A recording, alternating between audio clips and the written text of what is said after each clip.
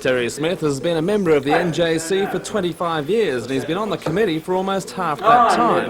The club sought applications for the Secretary-Manager's post from across Australia, but after seeing their submissions, Terry felt he was the best man for the job. 30 applicants, but when it came down to the nitty-gritty, it was felt that we probably didn't get quite the calibre or the standard that we wanted for a club of the size of ours, being the third largest in New South Wales. And so after some soul searching myself and talking with my family and my friends, I decided to throw my hat in the ring with for the job. And once I did that, the board were more than happy to take my offer up.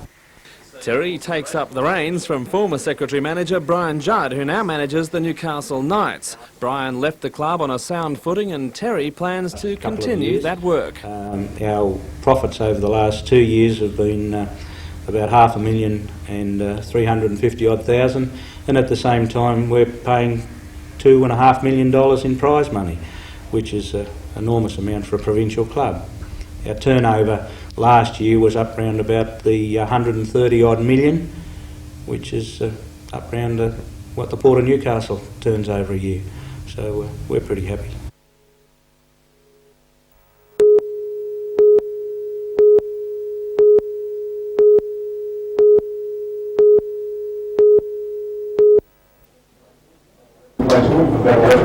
The report, recently published in the Medical Journal of Australia, follows a 1984-85 study of 61 interns at a regional teaching hospital in the Newcastle district.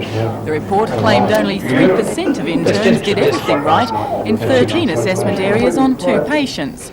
There was need to improve the communication of instructions to patients and to provide more preventative advice.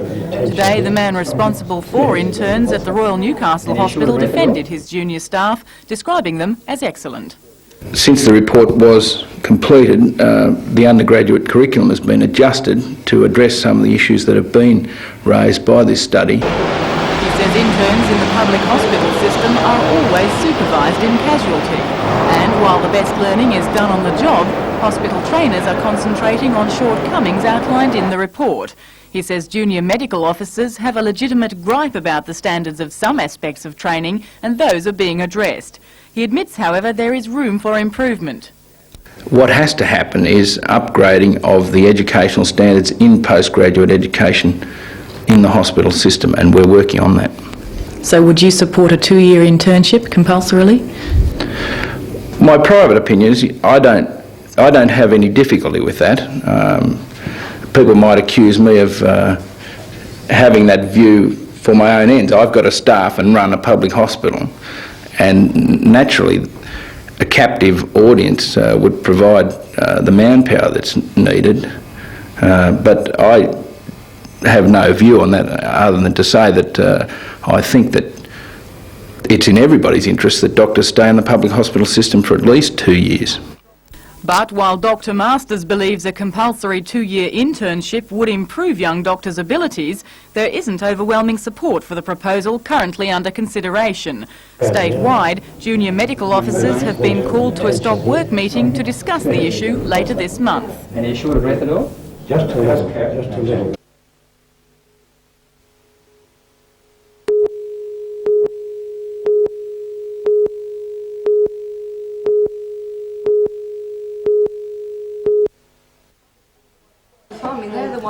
Members of the Narara Creek Restoration Committee have seen their homes flooded more times than they care to remember. 4 times this year and 6 last. The worst flood in January prompted action. Residents believe continuing development around the creek has destroyed much of the natural floodplain, and coupled with siltation of the creek spells even more floods for the future. Over the years, the Gosford City Council have allowed development to go ahead unchecked, and we're finding now that the creek, the Narara Creek, is unable to cope with any substantial amounts of rain. The flood levels are rising, they're rising substantially, and they're starting to inundate properties that 5 years ago weren't necessarily affected by the floodwaters. This whole area was originally mangrove swamp, but was filled to make a park and playing fields. Opposite is the Gosford RSL's new retirement village. Again, the land has been raised and more silt allowed into the creek. What's really upsetting local residents is what they claim is a double standard by council. Residents have applied to the council to have their land and houses raised in order to avoid more floods, but these requests have been denied. Yet here, only 200 yards away in the Gosford Industrial Estate, permission has been given for the land to be raised around a metre and factories established. Even more development is continuing along the creek. This housing estate is just one of several that have gained council approval. Residents fear potential flood problems here. And the committee has seen sand and gravel from this sand supply company wash into the creek during floods, aggravating the siltation problem. Our committee's basically concerned about the council being more responsible and planning ahead for the future, which they haven't done in the last 10-20 years. And are they still giving permission?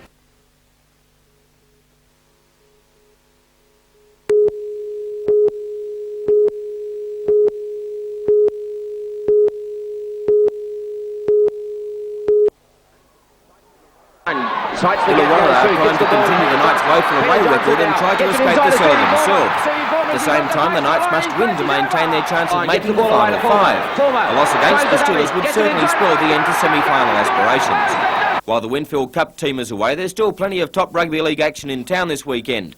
The Lakes West battle should be a beauty, and South's clash with the improving Cessnock Goannas. And it's the last throw of the dice for Toronto if they want to make the finals. In Newcastle Rugby Union, Mayfield East meet competition leaders Merewether Carlton, while second and third place getters University and Wanderers clash at University. In State League Soccer this weekend, Newcastle Australs are away to Sutherland, and 2 rounds will be played in Newcastle men's hockey over the weekend to try and catch up on some of the earlier postponed rounds. National Basketball League matches have been suspended this weekend due to the big North All-Stars versus South All-Stars battle in Melbourne tomorrow night. Falcons personnel Ken Cole, Michael Johnson and Jerry Everett are involved in the game.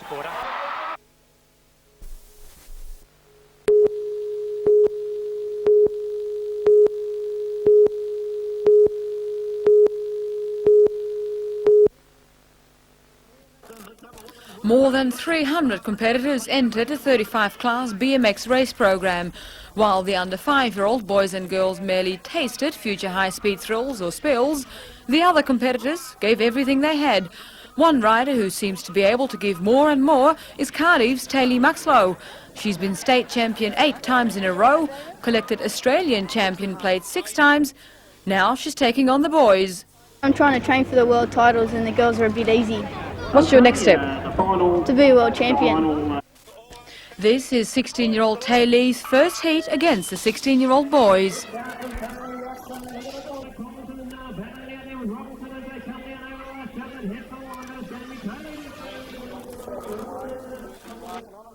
Taylor won the next 2 heats but came 4th overall in that class. Taylor did go on to win the girls' super class.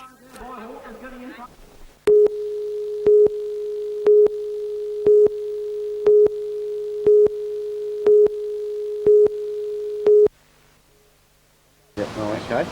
Remember, you've got 10 minutes. I'll clock you from go, and once the 10 minutes is up, I'll stop you. As the last person comes up and passes you, you automatically go to instant. Load it now. When this rifleman goes looking for the enemy, he's up against one of the most advanced training aids in the Australian Army. The target can come from anywhere, and his response time and accuracy is automatically recorded.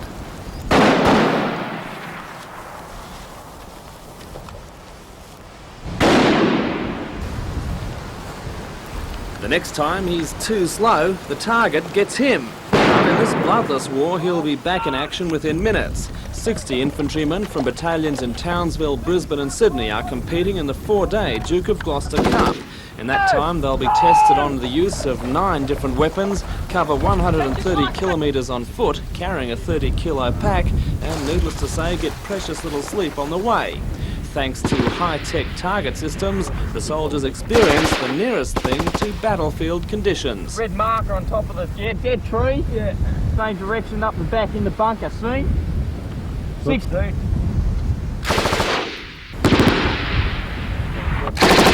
Yeah. Of course, they're not receiving return fire, but the stakes are almost as high.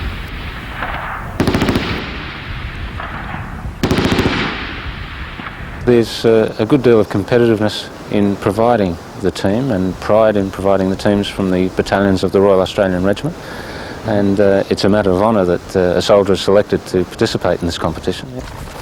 It's well and good competing against fellow soldiers, but the real test is how they rank against the world's armies. And on that scale, the Australian Army is definitely among the best. In 1986 we provided our champion section from this competition to the Cambrian Patrol competition held in Wales in the United Kingdom, and our first team to enter in '86 won it. Subsequently, our team that came second last year competed in the mill skills competition, a regional mill skills competition, and won that. And that consisted of teams from throughout Asia, the United States and New Zealand. The exercise will conclude tomorrow when the winning infantry section is presented with the coveted Duke of Gloucester Cup to grace their battalion trophy case, at least until they do battle next year. Tom Hilston, NBN News.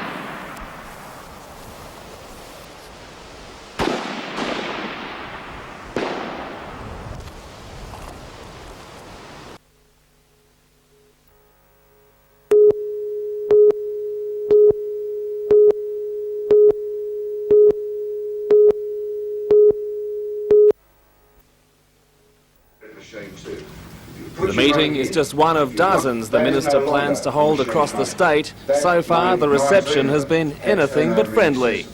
If you're worried about green power and grey power and purple power, I'd suggest you start worrying about pub power, because that'll go through the grinder government like a runaway truck. I just wonder what the government will do if the hoteliers band it together and on the 1st of January, when the new licensing takes effect, load them onto the back of trucks like the wheat farmers did and drop them on the steps of Parliament House. Because that's what I intend to do. Sure. Until now, the hotels were charged a flat $4,000 fee for each video draw poker machine. But from August, they'll be taxed 3.5% on turnover, and from next year, that rate will rise to 4.5%. The hotels say the levy is too high. It means that a lot of the small hotels that have been renovating won't be able to renovate now. A lot of the hotels that have spent millions of dollars and borrowed money are going to have trouble now with their financing. And people that have purchased hotels in recent times on the basis of the income from these machines will have to refinance. Despite the angry reception, Mr West remained unmoved. That certainly indicates to me there's concern out there. It clearly indicates that yet they don't understand the real purpose and the import of the tax. The next stage is I will be writing to every hotelier in the state, clearly setting it out. What we've got to be careful to do is to make sure that we isolate these machines. They are gaming machines. Whilst they might be a part of the income that are derived by hotels, they must be isolated in terms of the taxing system. Publicans hardest hit by the tax are in smaller hotels like the one owned by John Bale. When he bought the pub last year, he expected a tax, but he took a gamble on a lower rate. Now it looks like that's a gamble he's going to lose. Our borrowings were geared around the income, or partly the income derived from the video machines. And with the new tax being a 300% increase on what we already pay on them, it's going to create havoc as far as I'm concerned and my family's concerned in trying to meet the repayments.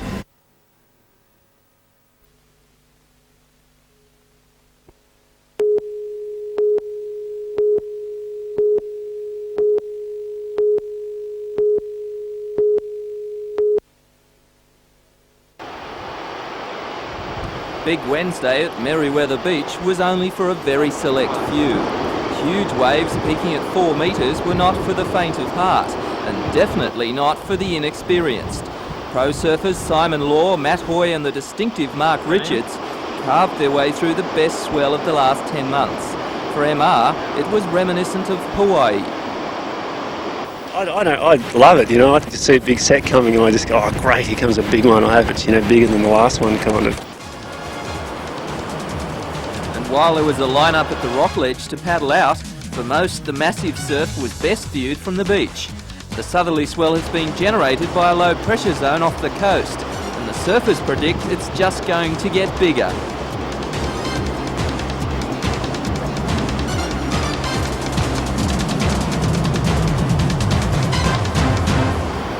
Peter Ryan, NBN News.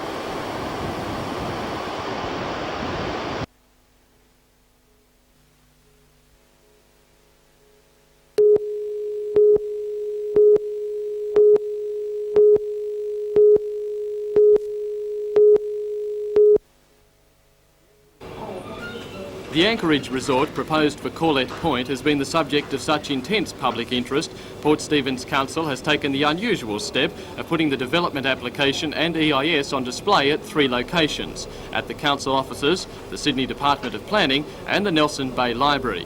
This is, in fact, the second EIS compiled for the Anchorage. Developer Ian McAndrew retracted the first through objections from oyster farmers and nearby residents. A number of changes were made. Public access was improved, colours toned down, and an undertaking given to maintain the nearby beach.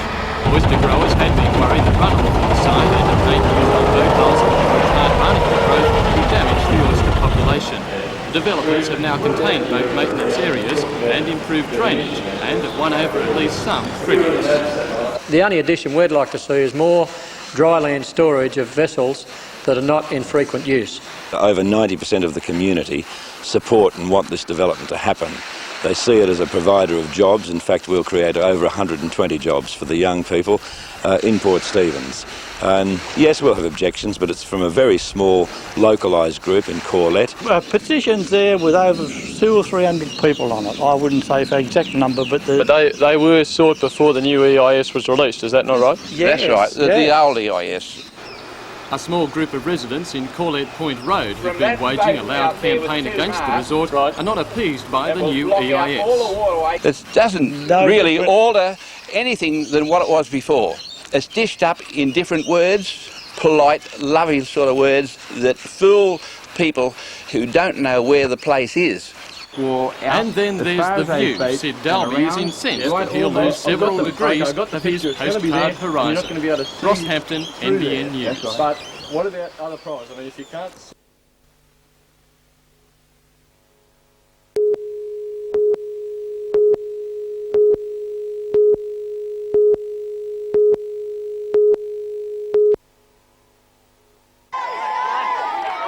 With the youth of Rosebuds football forming a guard of honour for both teams and the Deputy Prime Minister Lionel Bowen officially kicking off, the match was set to be highly entertaining. And that it was, although no one could have envisaged the opening. Rosebuds pushed forward in the 5th minute, and after a goal-mouth scramble, guest player Marshall Soper got a touch and the home team went 1 up. Then enter Rosebuds keeper Steve Dorman. First he brilliantly saved a shot from Jason Pollock which had the crowd on its feet, and only a couple of minutes later he was in the action once more, this time denying Abbas Sard. And again Dorman was in the thick of it by saving a Paul Trimboli header. But just before half-time, Trimboli was sprinting for a loose ball inside the penalty area.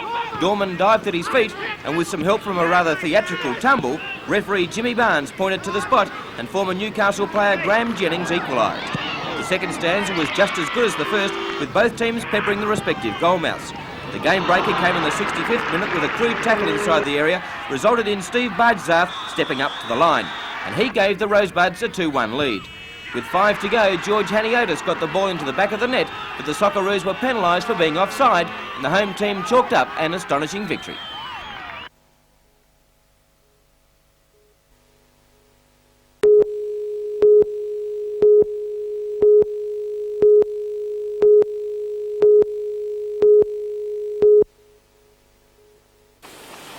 For Newcastle Coca-Cola bottlers, you can't beat the feeling of success.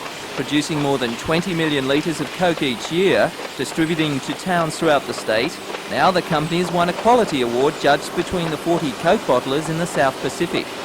This is where the testing begins, checking sugar, water and concentrate levels, the shaking test for carbon dioxide, testing for germs and the all-important taste test. Back on the production line, the product is sampled every 30 minutes and, like a fine wine, washed around the taste buds. For the 30 employees, it's a great honour in only the second year of the award. But there is still no answer to the question on everybody's lips. What is in the famous formula for Coca-Cola? If you find out, you can tell me. So you don't know? Not really.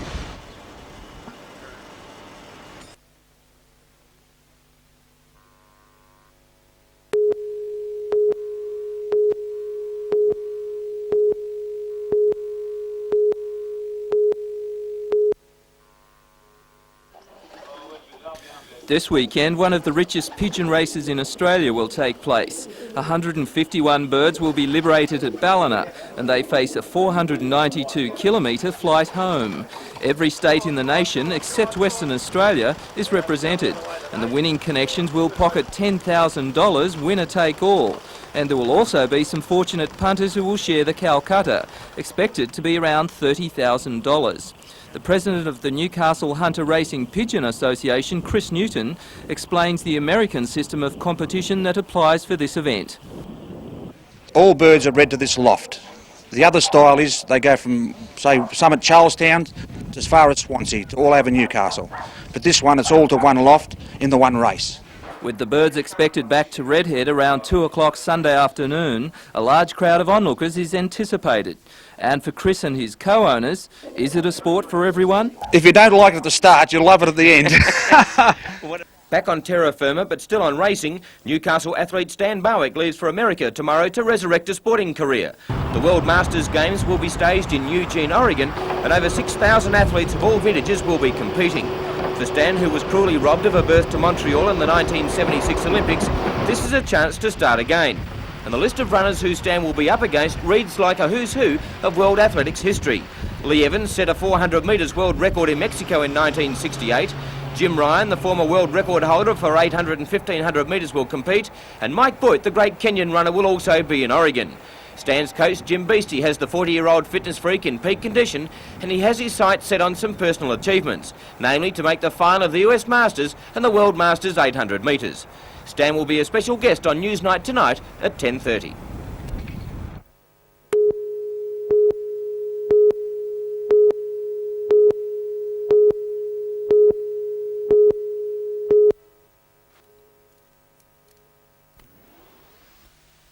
The wooden-hulled vessels, each with a crew of 9, are easily adapted to minesweeping work due to their ability to tow equipment for long periods as if trawling for fish. Lieutenant Mark Hill says using trawlers in armed forces work is not new. Well, this is an interim measure. A purpose-built minesweeper costs a lot of money, obviously. This concept here is going to give us the opportunity to deploy a force nationwide at a moment's notice using what equipment we have available. There's a lot of fishing boats in this country which can be easily converted to minesweepers at a moment's notice.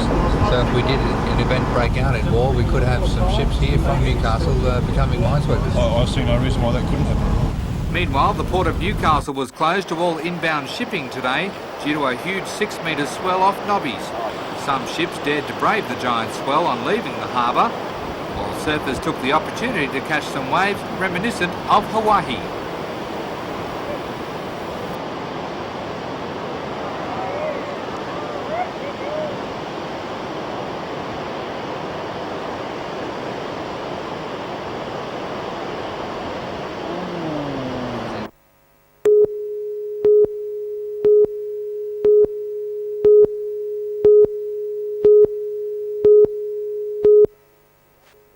Roman Senator, and they're well clear of Tony's Flash and the grey Ravenstone starting to hit top gear. Alpine Flyers in front halfway down the straight. Look at Ravenstone, he's jumping out of the ground. He went past them in a stride, Ravenstone. I've never seen him go better. Ravenstone raced away to win, tight for second. Alpine Double and Princess Royale the second, while your numbers for the trifecta in Sydney, 3, 1 and 5, Princess Royale to beat Life at the Top and Isadora.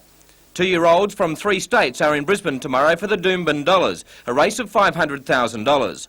The race is restricted to horses sold at the Magic Million sale, and the race is wide open with Victorian Marshall having the best form on the board. Marshall will be chasing a hat-trick tomorrow and will strike strong opposition from Sydney siders Notorious Deed and Patronise. For the Daily Double at Doomben, try Briscay in the first leg and Marshall in the second. Racing in Newcastle tomorrow is at Beaumont Park, and that genius of a tipster, Gary Harley, likes Elisa Bell and Sports Store in the legs of the Daily Double, and for the trifecta, Elisa Bell, Braymore Maid and Ballarat Red. Trotting in the area tomorrow night is at Cessnock, and you should try Capelite and Slow Breeze for the Daily Double, and Capelite, Demister and Casey Mountain in the trifecta. Good luck and good punting.